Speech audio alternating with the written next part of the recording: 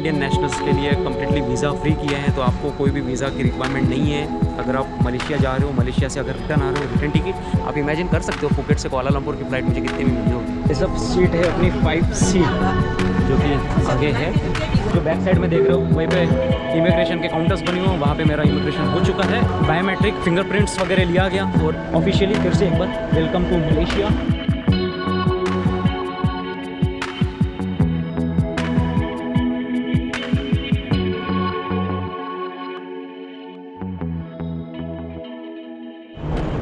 तो जनाब फिर से एक बार आपका स्वागत है एंड गुड मॉर्निंग। अभी फुकेट के इंटरनेशनल एयरपोर्ट में हूँ और अभी मैं देख रहा हूँ कि मेरी फ़्लाइट जो है 7:55 एयर एशिया की कुआलालंपुर की AK 9829। आप देख रहे हो चेक इन ओपन हो गया है, तो करते हैं अभी चेक इन। और अपने भाई अनूप भाई जो है वो भी सो ही रहे, उनको उठाना पड़ेगा। अनूप भाई यार जो स्नोरिंग करते हैं ना भाई, नींद हराम हो जाती है हमारी। ये देखिए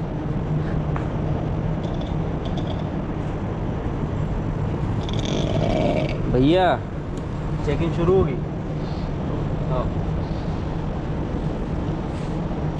उठो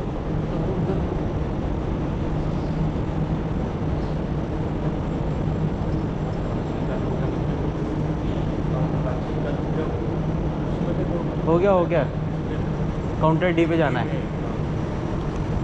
अगर आपको दिख पा रहा होगा तो एयर एशिया का काउंटर डी में है, तो वहीं पे मुझे जाना है और लेना है बोर्डिंग पास। बोर्डिंग पास के समय, चेक इन के समय क्या क्या डॉक्यूमेंट्स पूछा जाता है, किस किस डॉक्यूमेंट्स की रिक्वायरमेंट है, हर एक चीज़ की इंफॉर्मेशन मैं आपको दूंगा। और बने रहिए अंत तक के इस वीडियो में, ताकि अगर आप मलेशिया जा रहे हो as an Indian passport holder, तो क्या क्या डॉक्यूमेंट्स की रिक्वायरमेंट है, किस तरीके से आपको वीज़ा लगेगा भी कि नहीं लगेगा, हर चीज़ की एक इन्फॉर्मेशन मैं आपको देने वाला हूँ। तो इस वीडियो के अंत तक के बने रहिए। तो अभी फ़िलहाल मैं लेता हूँ मेरा बोर्डिंग पास और करता हूँ चेक इन, फिर उसके बाद मैं आपको बता पाऊँगा कि एक्चुअल में क्या क्या मुझे पूछा जाता है। तो ठीक है, बने रहिए, फिर बोर्डिंग पास लेने के बाद मैं आपसे मिलता हूँ।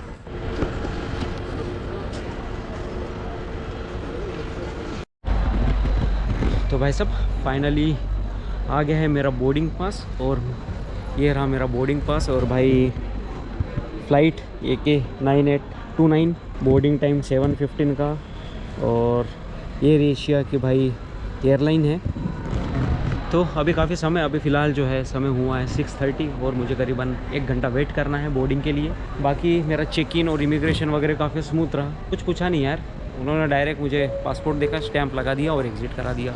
इवन सिक्योरिटी भी मेरा चेक नहीं हुआ, कुछ ऐसी चेकिंग वगैरह हुई नहीं, इजीली मेरा इमिग्रेशन हो गया।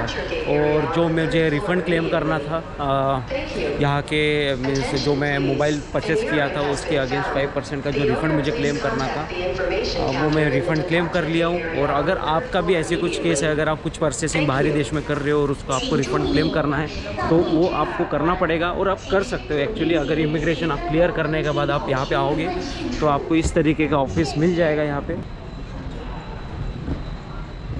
तो ये वाले वैट रिफ़ंड के ऑफिस से मैं अपना जो क्लेम बन रहा था 220 थाई बात का, वो मैं क्लेम कर लिया हूँ और मुझे कैश उन्होंने दिया है। एक्चुअली यहाँ पे आपको USD में नहीं मिलेगा, जो लोकल करेंसी है वही करेंसी में आपको रिफ़ंड दिया जाएगा।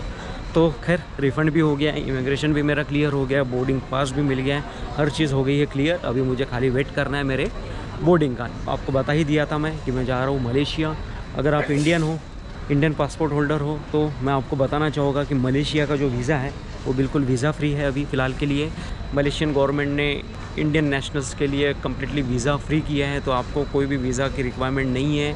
आपको ऑन अराइवल वीज़ा भी नहीं लगेगा, वीज़ा भी नहीं लगेगा, एम्बेसी जाके भी वीज़ा लेने की कोई ज़रूरत नहीं है, कम्प्लीटली वीज़ा फ्री है।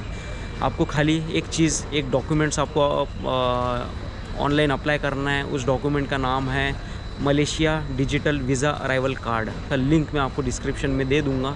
जिस भी डेट की आपका फ़्लाइट है उस डेट के 3 दिनों के अंदर आपको उस कार्ड के लिए अप्लाई करना है, और मलेशियन इमिग्रेशन के वेबसाइट पे जाके आप उस कार्ड के लिए अप्लाई कर सकते हो। उसका लिंक मैं आपको डिस्क्रिप्शन में दे दूंगा। उसमें कुछ ज़्यादा डिटेल नहीं है, आपको खाली पासपोर्ट का डिटेल डालना है, एकोमोडेशन का डिटेल डालना है, कब का आपका अराइवल है और किस डेट का आपका डिपार्चर है। इतनी इन्फॉर्मेशन आपको उस ऑनलाइन फॉर्म में डालना है और आपका एक एक्नॉलेजमेंट आ जाएगा। वो एक्नॉलेजमेंट आएगा आपके मेल आईडी पे, और वही एक्नॉलेजमेंट आपको यहाँ पे शो करना है। तो वो भी कोई ऐसी डिफ़िकल्ट नहीं है, काफ़ी इजी प्रोसेस है। बाकी इसके अलावा आपको खाली एक एकोमोडेशन का लेटर दिखाना है। एकोमोडेशन जहाँ पे भी आप बुकिंग कर रहे हो, हॉस्टल का हो या फिर होटल का हो, वो आपको दिखाना पड़ेगा इमिग्रेशन पे। जितने भी ड्यूरेशन आप रुक रहे हो पूरा आपके पास एकोमोडेशन का डिटेल होना चाहिए। उसी के साथ साथ पासपोर्ट, ऑब्वियसली पासपोर्ट का कम से कम 6 महीने की वैलिडिटी होनी चाहिए। बाकी अगर आप मलेशिया जा रहे हो, मलेशिया से अगर रिटर्न आ रहे हो, रिटर्न टिकट, या फिर आप थर्ड कंट्री जा रहे हो तो उसकी ऑनवर्ड टिकट आपको दिखाना पड़ेगा। तो ये मेन डॉक्यूमेंट्स हैं, वो आपको दिखाना ही पड़ेगा। उसी के साथ साथ कुछ फाइनेंशियल, अगर आपके पास डॉलर वगैरह है तो डॉलर आपको पूछा जा सकता है इमिग्रेशन में। और कार्ड अगर आप यूज़ करते हो, चाहे वो डेबिट कार्ड हो या फिर क्रेडिट कार्ड हो, वो भी चेक किया जा सकता है। वो मुझे पता चलेगा जब मैं मलेशियन इमिग्रेशन क्लियर करूँगा, उस समय मैं आपको कंफर्म पूरी डिटेल जानकारी दूंगा।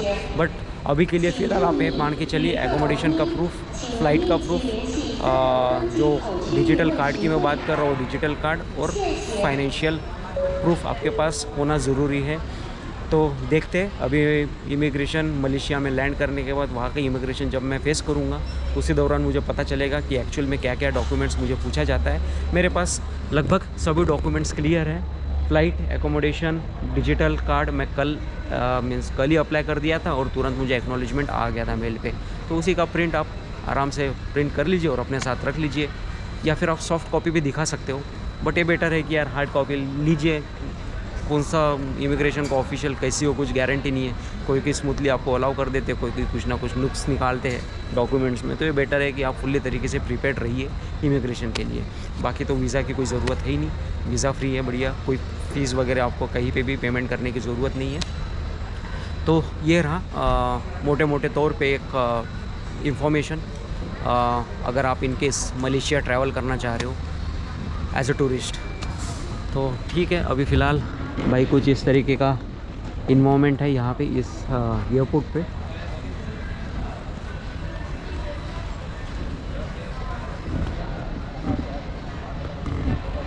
काफ़ी छोटा एयरपोर्ट है, काफ़ी मीन्स ज़्यादा बड़ा एयरपोर्ट नहीं है, काफ़ी छोटा है। इवन डोमेस्टिक और यहाँ का जो इंटरनेशनल टर्मिनल है एक ही बिल्डिंग में है। ये 3rd फ्लोर पे, और 2nd फ्लोर पे जो है वो डोमेस्टिक टर्मिनल है, बिल्कुल टॉप फ्लोर पे है। इवन आप कनेक्टिंग फ़्लाइट भी ले रहे हो तो वो भी आप आसानी से ले सकते हो यहाँ पे।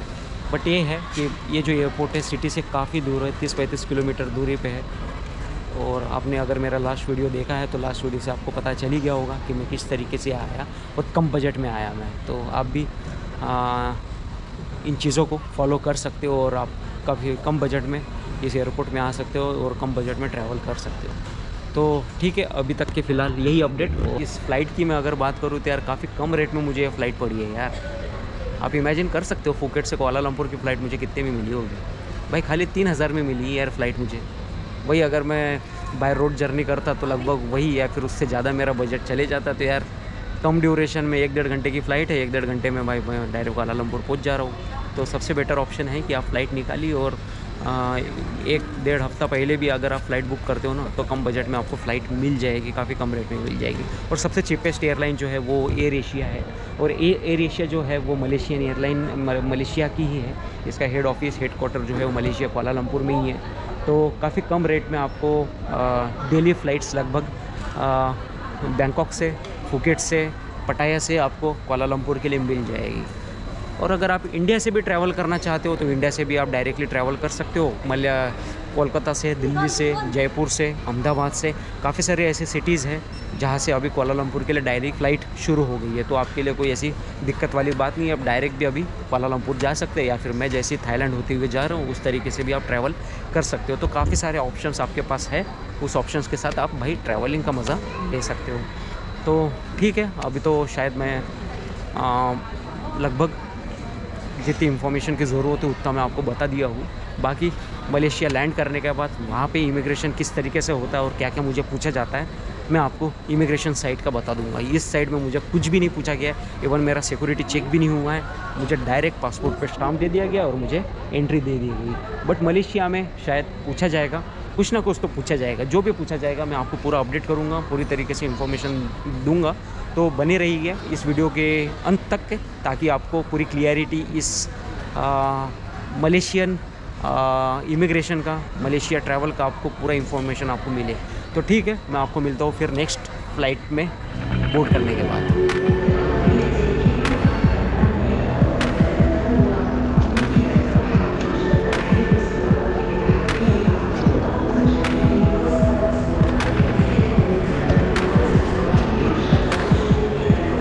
जनाब फाइनली कर रहा हूँ मैं अभी बोर्ड, और ये जो देख रहे हो एयरलाइन एयर एशिया, उसी एयरलाइन में मुझे जाना है अभी कुआलालंपुर।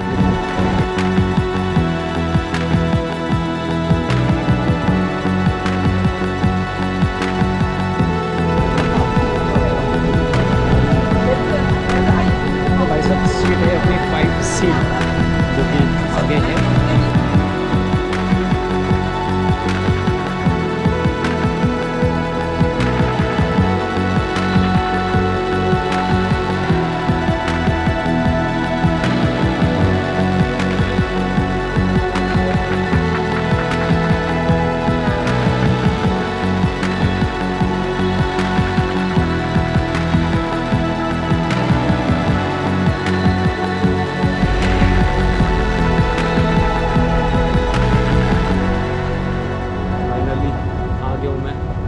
इंटरनेशनल एयरपोर्ट पे, और अभी मैं जा रहा हूँ इमिग्रेशन की तरफ, और काफ़ी वॉक करना पड़ रहा है यार। ये एयरपोर्ट यार काफ़ी बड़ा और लंबाई में काफ़ी बड़ा है यार ये एयरपोर्ट। करीबन मैं अभी कम से कम 2 किलोमीटर हो गया होगा मैं विद इन एयरपोर्ट अभी वॉक कर रहा हूँ, और अभी भी इमिग्रेशन आया नहीं है। काफ़ी बड़ा एयरपोर्ट है यार, काफ़ी बड़ा एयरपोर्ट है भाई। देखिए अभी और कंटिन्यू मुझे वॉक करना ही है इस डायरेक्शन में, और अभी भी इमिग्रेशन नहीं आया। खैर तो अभी यहाँ पे हुआ है 10:45, और फ्लाइट जो थी मेरी करीबन 1.5 घंटे में यहाँ पे लैंड होगी फुकेट से। तो ठीक है, अभी मैं करता हूँ इमिग्रेशन और फिर आपसे बात करता हूँ और आपको बताता हूँ कि इमिग्रेशन का यहाँ पे क्या स्टेटस है और क्या क्या चीज़ें यहाँ पे मुझे पूछी जाती है। फाइनली हो गया है मेरा इमिग्रेशन क्लियर, और आप जो बैक साइड में देख रहे हो वहीं पे इमिग्रेशन के काउंटर्स बने हुए हैं, वहाँ पे मेरा इमिग्रेशन हो चुका है, और बायोमेट्रिक फिंगरप्रिंट्स वगैरह लिया गया, और मेरे डॉक्यूमेंट्स जितने भी थे उन्होंने डॉक्यूमेंट्स सब देखा। एकोमोडेशन का हो गया और मेरी ऑनवर्ड टिकट्स, उसके अलावा जो MADC एक फॉर्म होता है जो ऑनलाइन में अप्लाई किया था वो फॉर्म भी उन्होंने चेक किया। बाकी अगर इनकेस अगर आप ऑनलाइन फॉर्म अप्लाई नहीं करते हो तो यहाँ पे अराइवल के बाद भी यहाँ पे काउंटर्स बनी हुए जहाँ पे आप समय पे यहाँ पे ऑनलाइन अप्लाई कर सकते हो, और तुरंत आपको प्रिंट मिल के आप यहाँ पे इमिग्रेशन में दे सकते हो। तो वो भी एक ऑप्शन है। अगर आप इनकेस नहीं कर पाते हो या फिर आपके याद में नहीं रहता है कि वो फॉर्म भी भरना होता है, तो एक ऑप्शन है कि आप एयरपोर्ट पे पहुंचने के बाद भी आप उसको फिल करके यहाँ पे इमिग्रेशन क्लियर कर सकते हो। तो ओवरऑल अगर देखा जाए तो ये इमिग्रेशन मेरा काफ़ी स्मूथ रहा। उन्होंने खाली पूछा कि कितने दिन यहाँ पे रुक रहे हो, और बाकी थोड़े बहुत डॉक्यूमेंट जितने भी थे मेरे वो डॉक्यूमेंट्स उन्होंने पूरा चेक किया और मुझे एंट्री मलेशिया में दे दी। So officially welcome to Malaysia. तो अभी भाई मलेशिया को एक्सप्लोर करेंगे और देखेंगे किस तरीके की भाई ये कंट्री है और क्या क्या नए नए और यूनिक एक्सपीरियंस हमें इस कंट्री में देखने को मिलता है। तो भाई कुछ इस तरीके का है ये पूरा एयरपोर्ट, और भाई काफ़ी बड़ा है यार। मीन्स फ्लाइट से बाहर निकलने के बाद करीबन मुझे 2.5 से 3 किलोमीटर वॉक करना पड़ा, इतना लंबा ये एयरपोर्ट है। और फाइनली मैं यहाँ पे इमिग्रेशन पे पहुँचा, तो आधा घंटा पौन घंटा तो यार मेरा खाली वॉक में ही यहाँ पे बर्बाद हो गया। और इमिग्रेशन पे ज़्यादा रश नहीं था और बिल्कुल फास्ट प्रोसेस था, ज़्यादा भीड़ भाड़ नहीं होने की वजह से मेरा इजीली विद इन 10 मिनट्स के अंदर इमिग्रेशन भी क्लियर हो गया। तो चलो अभी करते हैं भाई, यहाँ से कुछ दिख रहा है कस्टम चेक, शटल बस भी है, मेट्रो भी है। अभी क्या किया जा सकता है अभी हम देखेंगे। तो ओवरऑल इस तरीके की मेरी जर्नी रही फुकेट से कुआलालंपुर की। और जो डॉक्यूमेंट्स MADC फॉर्म की मैं बात कर रहा था वो मैं आपको डिस्क्रिप्शन में उस फॉर्म का लिंक दे दूंगा, ताकि अगर आप प्लान करते हो तो आप 3 दिन पहले जब भी आपका प्लान है जाने का उसके 3 दिन के अंदर आपको वो फॉर्म अप्लाई करना है, और उसका एक्नॉलेजमेंट आपको मेल पे आ जाएगा। उसी एक्नॉलेजमेंट की प्रिंट की कॉपी आपको यहाँ पे इमिग्रेशन में दिखानी पड़ेगी। बाकी इससे अलावा और जो डॉक्यूमेंट्स है वो मैं आपको बता दिया हूँ ऑलरेडी, तो ध्यान में रखिए। और मुझे कुछ ऐसे फ़ंड वगैरह पूछा नहीं गया कि आपके पास कितना फ़ंड है, क्या है, कुछ भी नहीं पूछा। बट आपके सेफ्टी के लिए ये बेटर है कि कम से कम $300 से $400 आप आपके पास कैश रखिए। अगर इनकेस पूछा जाता है तो आपको दिखाने के लिए आसानी होगी और कुछ परेशानी आपको सामना नहीं करना पड़ेगा इमिग्रेशन पे। तो डॉक्यूमेंट सबसे बेटर है कि सब क्लियर रखिए, आप उनको पूरा दे दीजिए, वो पूरा चेक तो करते हैं। अगर आपके पास कुछ भी मिसिंग है तो बिल्कुल वो क्वेश्चन आपको करेंगे ही करेंगे। तो ठीक है, अभी भाई ऑफिशियली फिर से एक बार वेलकम टू मलेशिया, और देखता हूँ अभी मैं निकलता हूँ बाहर और पहुँच जाऊँगा मैं अपने होटल की तरफ। सो मैं अभी आपको इस वीडियो से कहता हूँ अलविदा, और बहुत जल्द मिलता हूँ एक नई वीडियो में। Till then bye bye and take care. और नेक्स्ट वीडियो में भाई आप देखेंगे कि मैं किस तरीके से अपने हॉस्टल में जा रहा हूँ, और हॉस्टल का मैं आपको एक टूर कराऊंगा जो मैं बुक किया हूँ। हॉस्टल है या फिर गेस्ट हाउस है मुझे भी याद नहीं है कौन सा है, बट हाँ अभी देखते हैं कि किस मोड का मैं यूज़ करने वाला हूँ वहाँ पर पहुँचने के लिए, जो कि है बुटीक बटांग जो एरिया है मेन से कोलालमपुर सेंटर में, वहीं पर मुझे पहुँचना है। तो देखते हैं नेक्स्ट वीडियो आपको पता चलेगा कि मैं किस तरीके से वहाँ पे जाने वाला हूँ। So bye bye and take care.